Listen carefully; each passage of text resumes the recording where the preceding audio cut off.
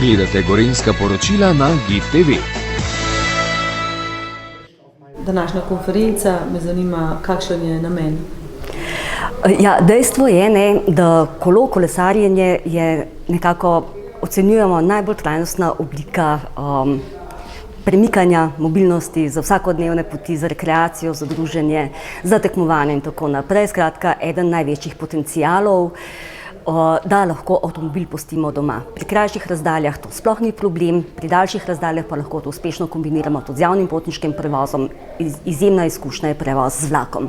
No, če lahko delim svojo osebno izkušnjo, poleti, ko je bilo vroče, sem se iz Kranja v Ljubljano peljala v službo s kolesom, nazaj gredi pa z vlakom. Sem dala pa kolo na vlak in lepo enostavno prišla tako elegantno do doma.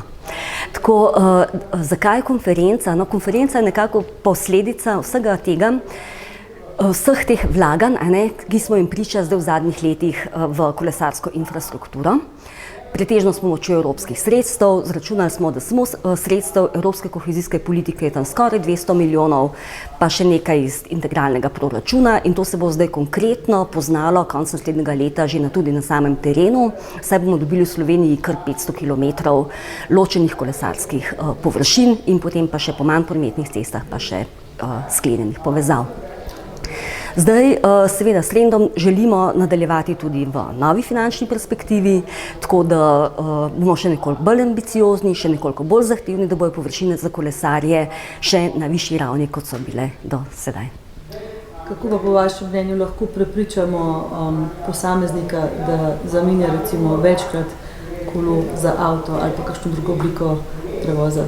Ja, tako da se čim bolj pogovarjamo, čim bolj povezujemo, čim bolj delimo dobre prakse. Torej, če jaz, ki nisem več tako mlada, zmorem iz Kranja v Ljubljano, pa potem takrat, ko je primerno vreme, tudi če nazaj, verjetno to lahko naredi tudi nekdo, ki je 20 let mlajši. Seveda je vmes obdobje, ko so otroci v vrtcu in to je treba pohiteti domov, ampak to traja nekaj let, v službo hodimo pa 40 let ali pa več. Pripravlja se nacionalna kolesarska strategija, lahko še kaj več poveste o tem? Ja, v nacionalni kolesarski strategiji bomo povzeli vse to, kar smo naredili do zdaj, in si zastavili vizijo, kaj želimo do konca leta 2030, skratka, da se število kolesarjev vsaj podvoji, s tem, da trend nam že narašča.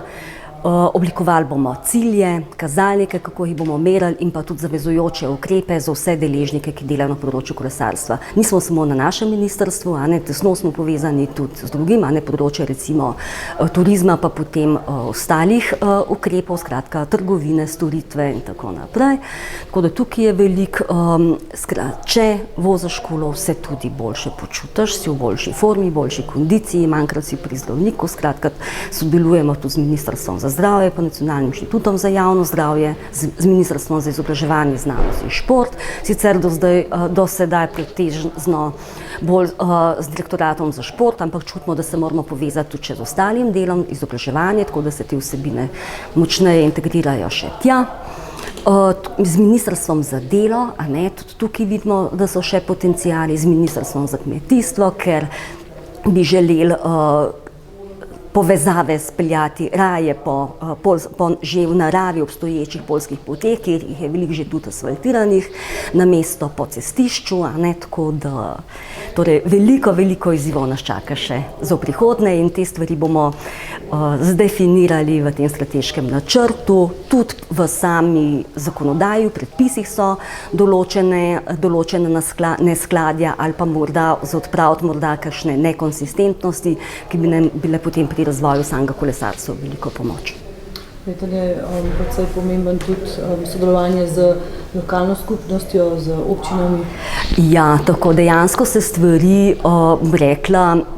rešujejo v sami bazi. Velikokrat je potreben, čist primaren fizičen kontakt,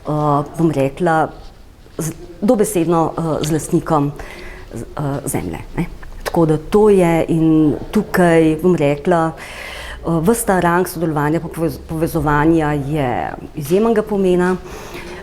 In ravno tudi ta naša konferenca ima ta naslov, vsi na isti poti, tako da tudi tukaj prepoznavamo, kje vse imamo skupne interese, kje so specifičnosti enega ali drugega področja.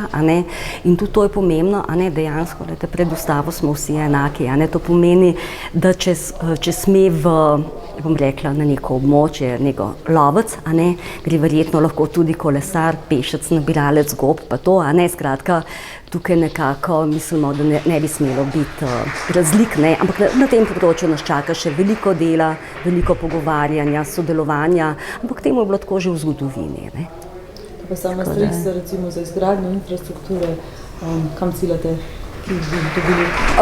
Tako v tej perspektivi 21-27 jih bo kar, bom rekla, spodbudno še iz evropske kohezijske politike za naprej, bo treba iskati pa nove vire, tudi Evropa je odprta z vedno novimi skladi, tako da naša naloga je, da se s tem čim bolj seznanimo, kdo so upravičenci potencialni, kateri so potencialni projekti, ki se lahko sofinancirajo, tako da te stvari.